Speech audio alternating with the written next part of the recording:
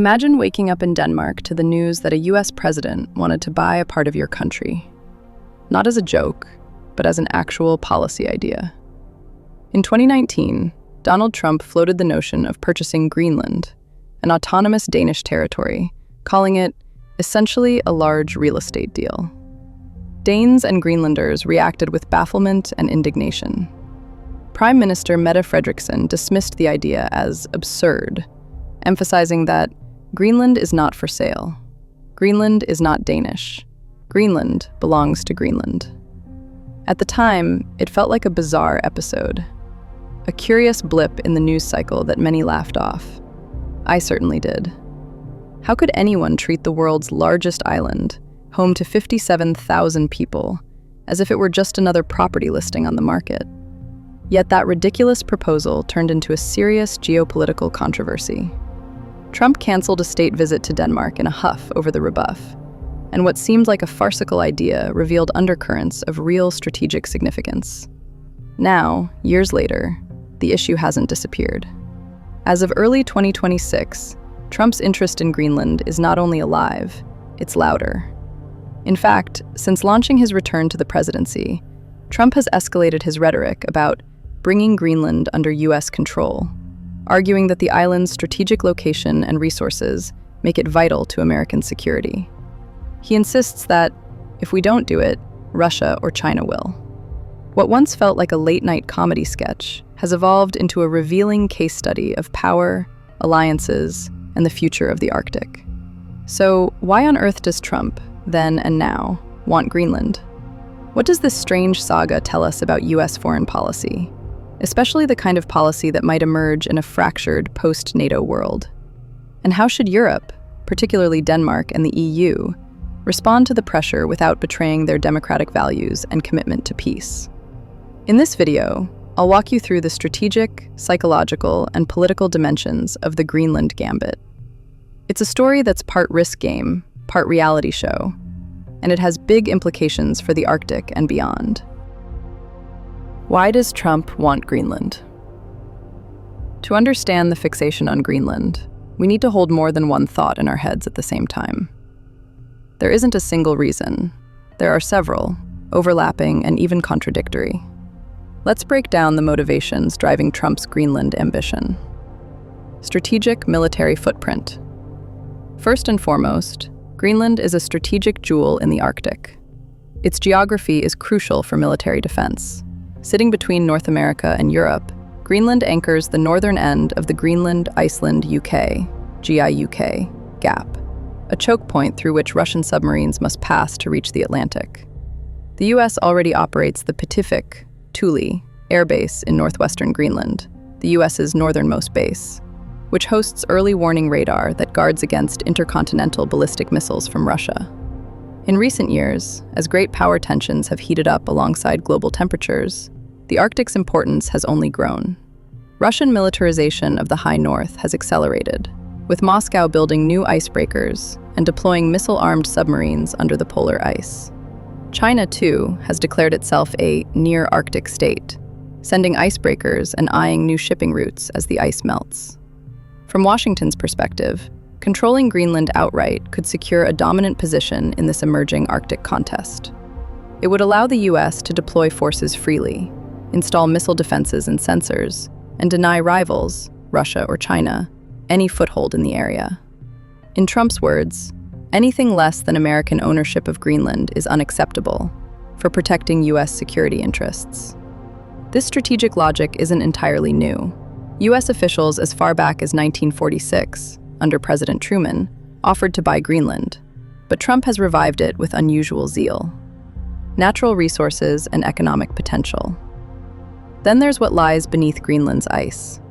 Trump and his advisors have repeatedly noted Greenland's rich natural resources, from rare earth minerals like lithium, vital for batteries and green tech, to potential oil and gas reserves under the seabed.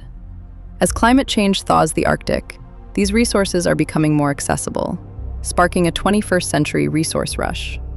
A 2023 Danish government report highlighted Greenland's potential deposits of critical minerals needed for the global clean energy transition. And while Greenland banned oil and gas exploration in 2021, due to environmental concerns, that hasn't stopped outside powers from salivating over its estimated 31 billion barrels of oil equivalent in untapped petroleum. To a president who often measures worth in economic terms, the idea of opening up Greenland's wealth to American companies is highly attractive. Trump has a pattern of viewing foreign territories in terms of profit opportunities. For example, he openly talked about how U.S. firms should get access to Venezuela's oil during its political crisis. In the same vein, owning Greenland could let the U.S. control who gets to exploit those minerals and resources. Trump imagines granting mining rights to friendly companies, unfettered by Greenland's local regulations or Denmark's oversight. In his mind, it's the ultimate business deal. Acquire the land, unlock the treasure beneath, and prevent strategic resources from falling into Chinese hands. The U.S. currently relies heavily on China for rare earth elements. Its manifest destiny meets art of the deal, painted in Arctic colors. MAGA ideology. America first and alone. On a broader level, the push for Greenland aligns with Trump's nationalist, America first worldview. This is not just a whimsical idea of one man. It resonates with a strain of U.S. strategic thinking reflected in Trump's base and some policy documents. One such framework is a modern echo of the Monroe Doctrine, which holds that outside powers, like European countries, should have no permanent foothold in the Americas. Greenland, while geographically part of North America, is legally tied to Europe via Denmark. Trump's advisors pointed to the 2017 U.S. national security strategy, which emphasized pushing back rival powers and dominating the Western Hemisphere. In that logic, having Denmark, a European nation, govern territory in North America is an anomaly to be corrected. The United States needs to get rid of Denmark and Greenland, goes this thinking, to remove a European flag from the map of North America. Acquiring Greenland would effectively complete U.S. hegemony over the continent. It's a vision of a post-alliance world where great powers carve out spheres of influence. The U.S. taking the Arctic slice, keeping Russia and China out by any means. This overlaps with Trump's long-standing gripe that U.S. allies are freeloaders. In 2019, he even argued, falsely, that Denmark loses money on Greenland, and that America, as Denmark's ally and protector, ought to take over that burden. In essence, the MAGA case for Greenland is that American control equals American security and prosperity, unencumbered by multilateral restraints. It's a throwback to old-school power politics, dressed up in Trumpian bravado. Personal narcissism and legacy. Finally, we cannot ignore the deeply personal element of Trump's fixation. By many accounts, including Trump's own words, he wants Greenland simply because he desires it. In a candid interview with the New York Times, Trump admitted that taking ownership of Greenland is psychologically important to him. When pressed if this need was about U.S. interests or his own, he replied bluntly, "Psychologically important for me." This is an extraordinary admission. The President of the United States essentially saying, "I want it because I want it." For a man who spent a career branding skyscrapers with his name, acquiring a massive piece of territory would be the ultimate legacy, a monument on the map.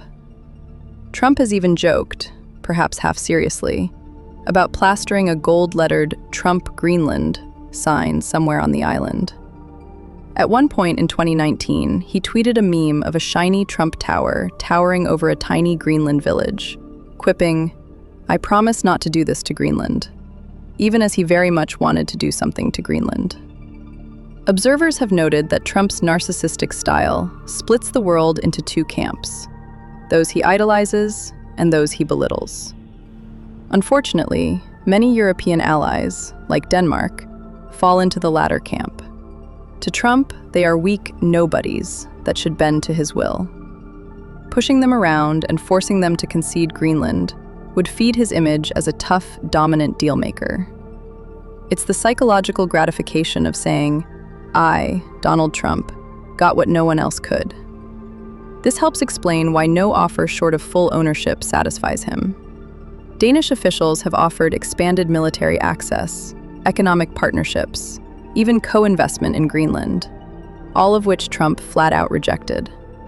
Such practical compromises hold no appeal, because they don't deliver the psychic victory of literally owning Greenland. It's a striking and unsettling case of personal ego driving foreign policy. We have to talk about this narcissism openly, because it means normal diplomatic logic doesn't apply. When a world leader's demand is fueled by personal obsession, traditional negotiation or face-saving off-ramps may not work. These motivations, strategic calculus, economic opportunism, nationalist ideology, and personal ego, all intertwine in the Greenland saga. They even conflict at times. For example, a true strategic thinker might happily accept cooperation with Denmark if it achieves security goals, but Trump's ego pushes him to reject anything short of conquest. Nonetheless, they've coexisted to bring us to this bizarre standoff. And it is a standoff. Despite Trump's pressure, Greenlanders and Danes have stood firm in saying no, under any circumstances, to a U.S. takeover. That leads to an uncomfortable question, one that seemed unthinkable among NATO allies. Would the U.S. really use force against Denmark to get Greenland? A glimpse of U.S. foreign policy in a fractured NATO era. Trump's crusade for Greenland has been a rude awakening, laying bare some truths about U.S. foreign policy under his leadership. It revealed how differently the U.S. might act if traditional alliances falter, or if a U.S. president simply decides to ignore them. Under the surface of the absurd idea was a flashing warning sign. The assumptions that have underpinned transatlantic relations for decades can no longer be taken for granted. One strategic analyst noted that Trump's argument for militarily needing Greenland doesn't make much sense as long as the United States is allied with Greenland and Denmark in NATO. After all, American forces can already operate in Greenland freely today. The U.S. has a long-standing 1951 defense treaty with Denmark, giving it rights to build bases and radar stations, hence Thule Air Base. If there's a new missile defense radar or space communications hub the Pentagon wants in Greenland, Denmark would gladly agree. So why demand ownership? The only scenario where that military rationale makes sense is if Trump is preparing for a future where the U.S. is no longer allied with Denmark. In other words, a post-NATO world. Trump's former national security advisor, John Bolton, once described how Trump simply doesn't believe in these alliances and might withdraw from NATO if given a second term.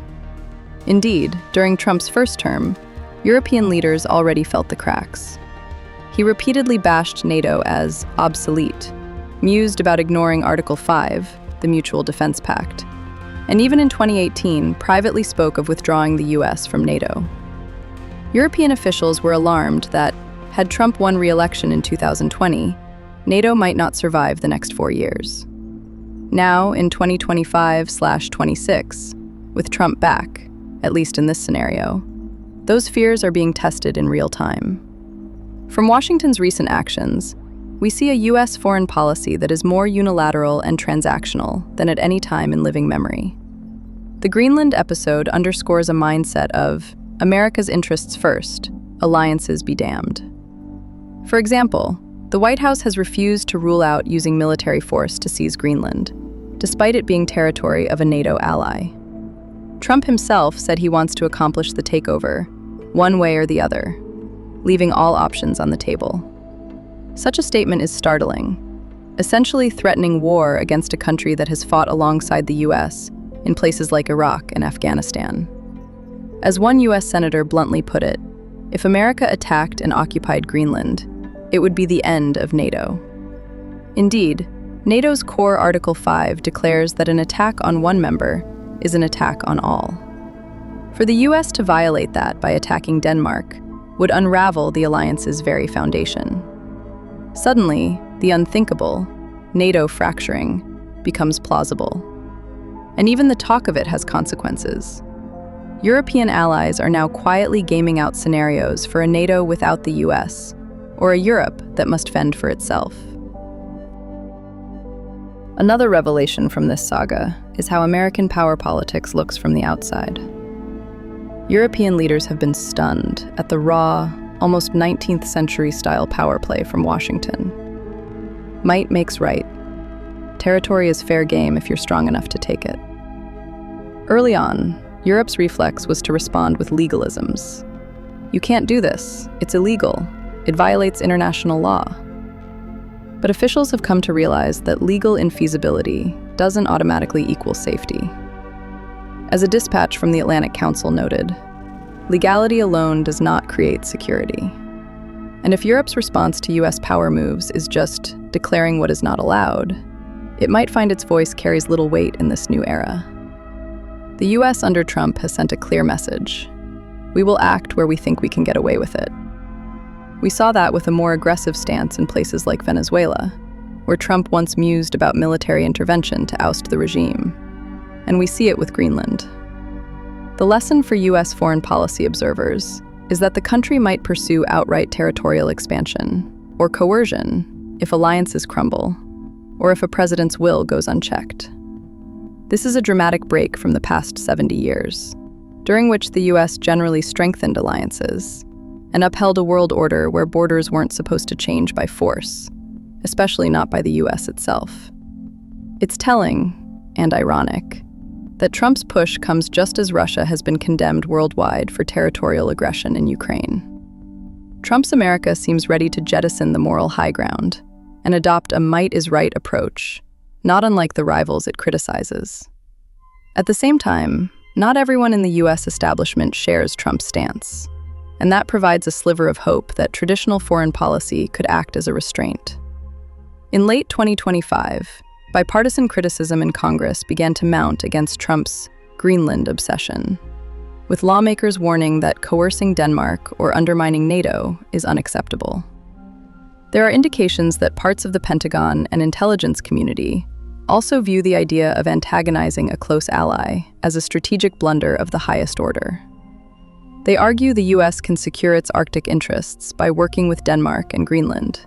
For example, by upgrading Thule air base defenses, deploying more troops on rotation, and investing in Greenland's infrastructure without seizing sovereignty. This is essentially the counter-argument within US policy circles, that trying to annex Greenland would fracture the European and Arctic security order, providing greater opportunities for Russia and China. America would be shooting itself in the foot strategically by alienating allies and destabilizing the very region it wants to protect. That perspective suggests a potential course correction. If enough US leaders and citizens see Greenland not as a real estate prize, but as a partnership cornerstone, the worst outcomes can be avoided. However, under a president determined to buck the establishment, Europe cannot bank on internal US resistance alone. In sum, the Greenland episode has pulled back the curtain on a possible post-NATO future, one where the US might prioritize control over cooperation. It has alerted Europe that under certain leadership, the US could forsake the alliance norms and even revert to an almost colonial mindset. For example, viewing small allies as protégés to be dealt with. This realization has been jarring for Europeans, especially here in Denmark. It has forced a hard conversation. How should Europe respond when the pressure comes not from an adversary like Russia, but from our oldest ally?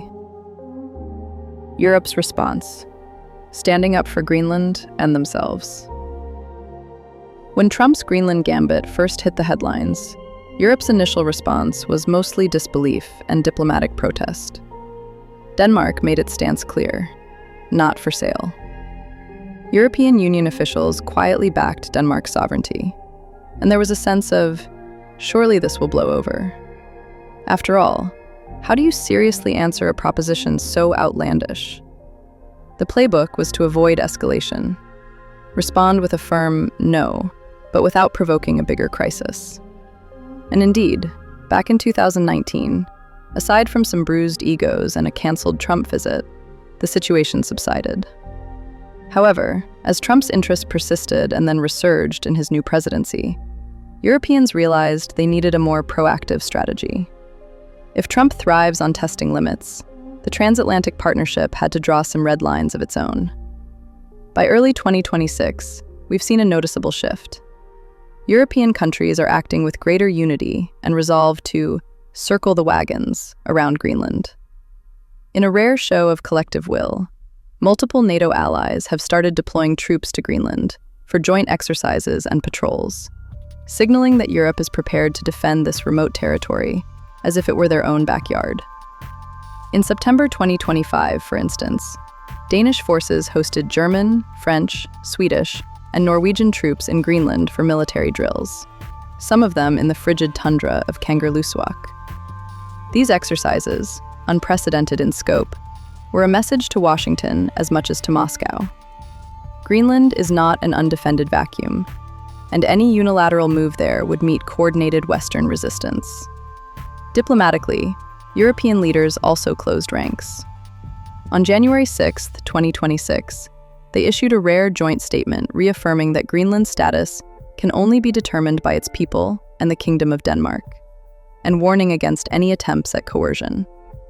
This collective voice, the EU heavyweights, joined by Arctic states like Norway and Iceland, was a good start, showing that Trump's divide and conquer tactics, playing allies off each other, would not easily work. As one commentator put it, Trump thrives on empty space, ambiguity, and fear of US power. Europe's task is to fill the space calmly, collectively, and preemptively. In other words, don't leave Greenland as a tempting void. Fill it with European presence and commitment before the US can exploit any perceived vacuum. Crucially, Europe is learning to speak Trump's language, the language of strength and deal-making, but towards constructive ends.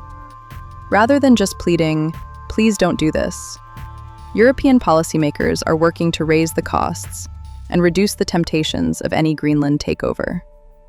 A policy paper from the European Council on Foreign Relations even outlined 10 cards Europe can play in this high-stakes game.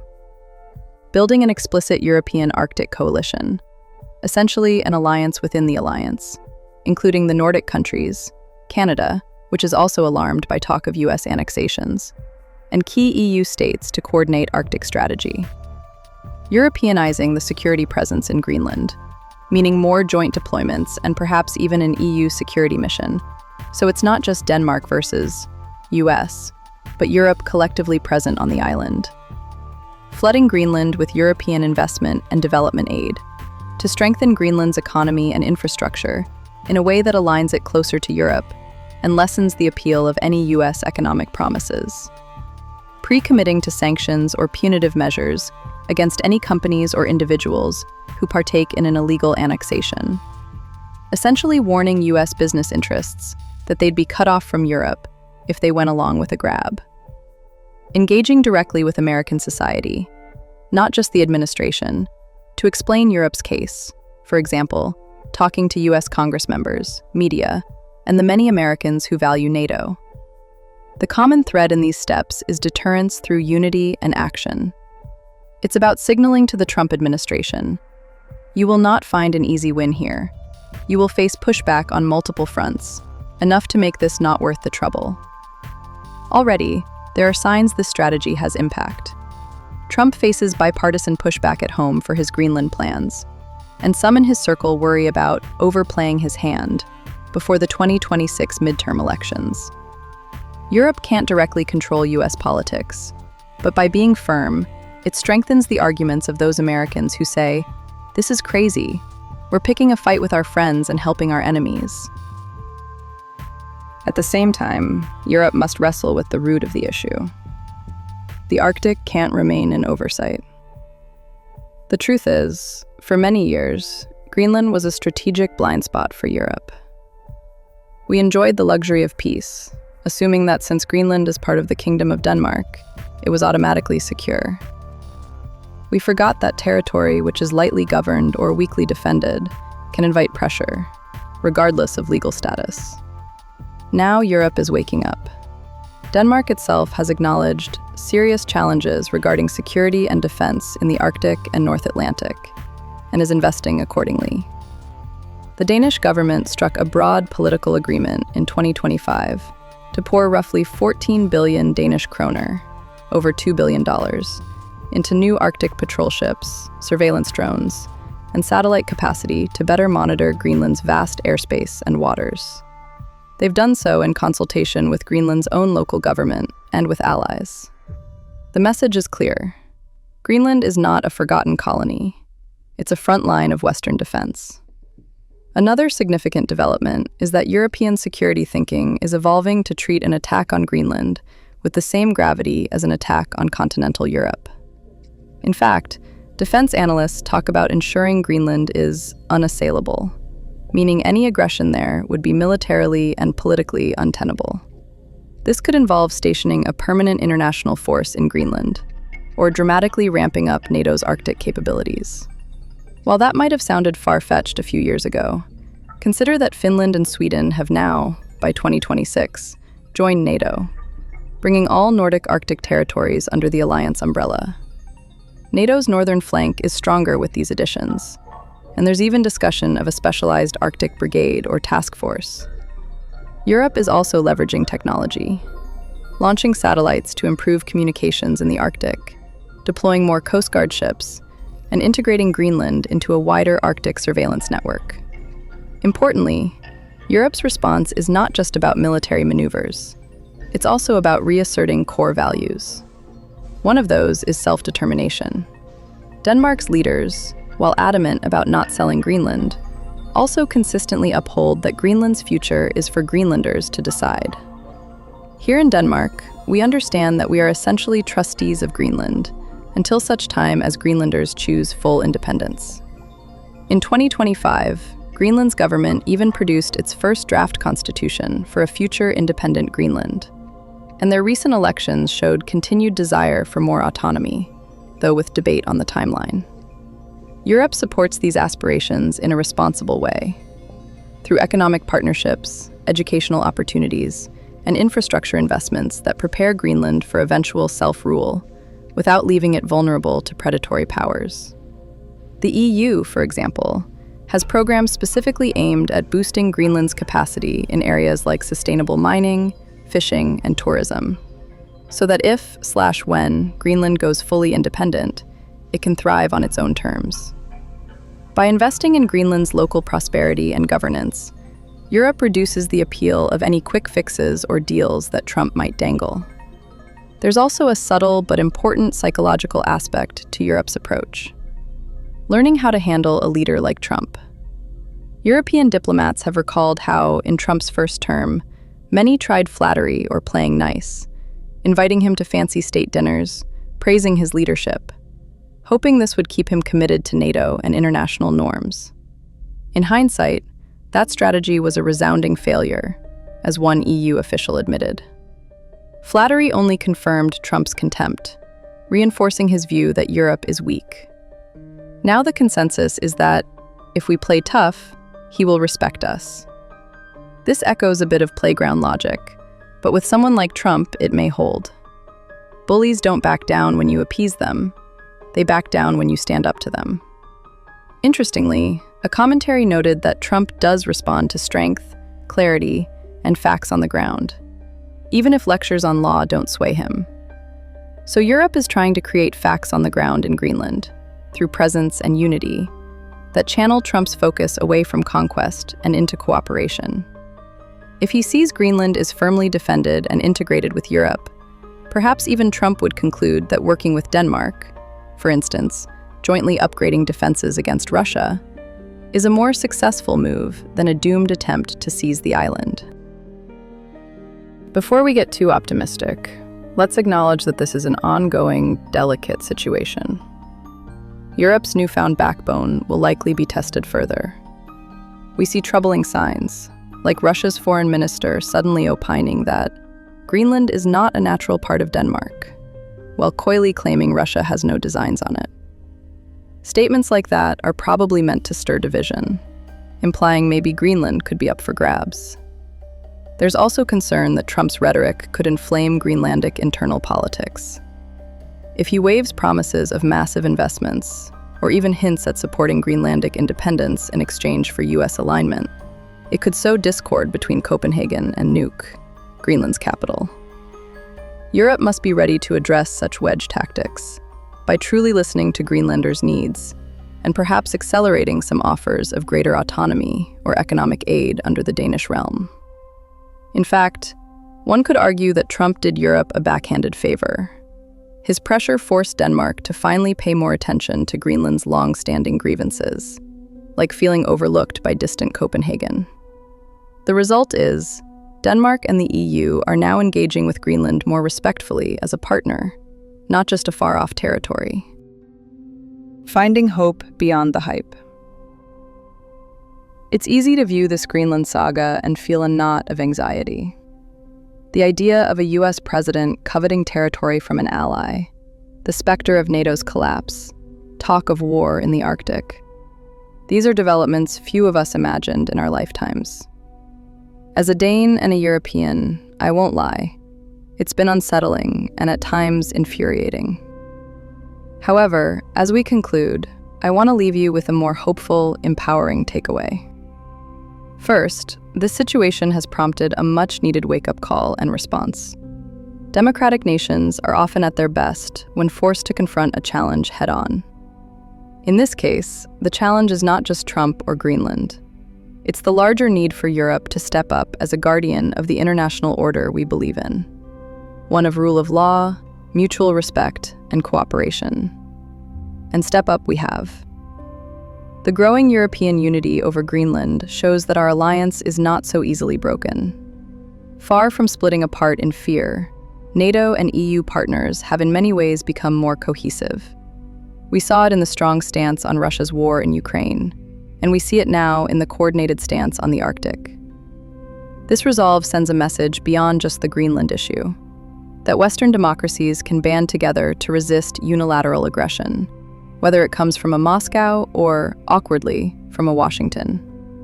Unity is our strength, and it's reassuring to witness that even under pressure, the fabric of our alliances holds. Second, there are still powerful safeguards against the most extreme outcomes. The rule of law does matter.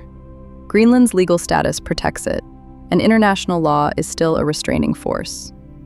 The fact that Trump has to discuss Greenland at all, instead of just quietly moving in, is because norms and laws make outright annexation hard. The US military, Congress, and public opinion also serve as checks. Even in his boldness, Trump hasn't simply sent Marines to plant a flag. He knows the repercussions. American democracy, messy as it is, provides mechanisms to rein in impulsive moves. We saw courts, legislators, and even Pentagon officials push back on various extreme policies in the past. So I have cautious faith that US institutions and civil society can still temper a president's most dangerous impulses. The outcry from many Americans about threatening a NATO ally is a healthy sign that this isn't who they want to be as a nation. In the long run, the US benefits enormously from a stable alliance system, and many Americans know that. Third, and perhaps most importantly, the people at the heart of this story, Greenlanders, are finding their voice. This crisis, absurd as it began, has elevated Greenland's profile on the world stage. The world is paying attention to them, and they are asserting their right to choose their own path. As Greenland's Prime Minister Mute Agede said, "We don't want to be Danish. We don't want to be American. We want to be Greenlandic." His words resonate far beyond the Arctic. They remind us that in the 21st century, colonial-era transactions, buying and selling peoples and lands, are simply unacceptable. Greenlanders are not pawns on a chessboard for bigger nations. They are a community with their own dreams of nationhood, language, and identity. I find hope in the clarity of that principle being affirmed worldwide.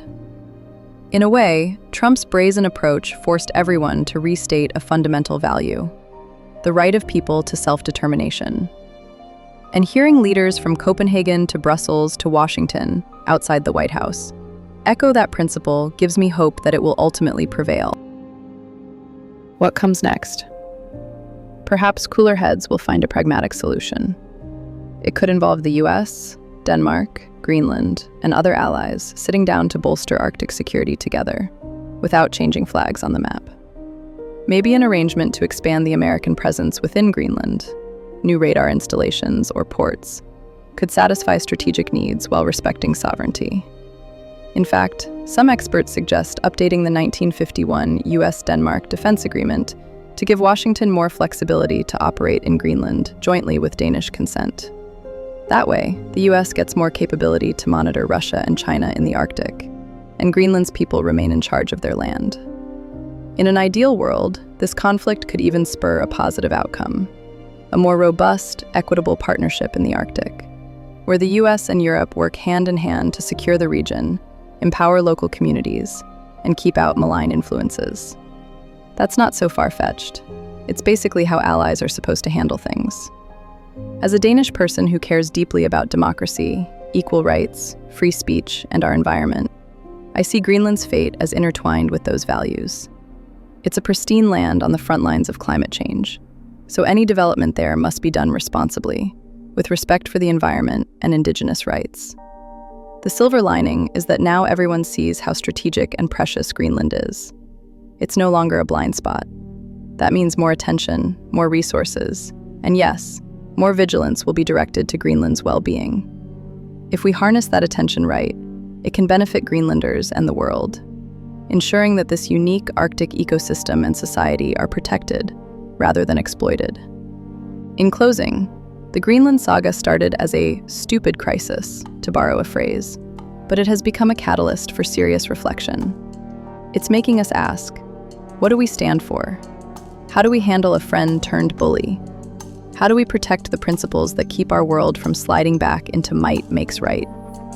The answers aren't easy, but I take heart in the fact that so many people, from European diplomats to American lawmakers to Greenlandic locals, are engaging with these questions openly. The story isn't over, and as of January 2026, there are still twists to come. But one thing is clear: Greenland is not just a piece of ice to be bartered.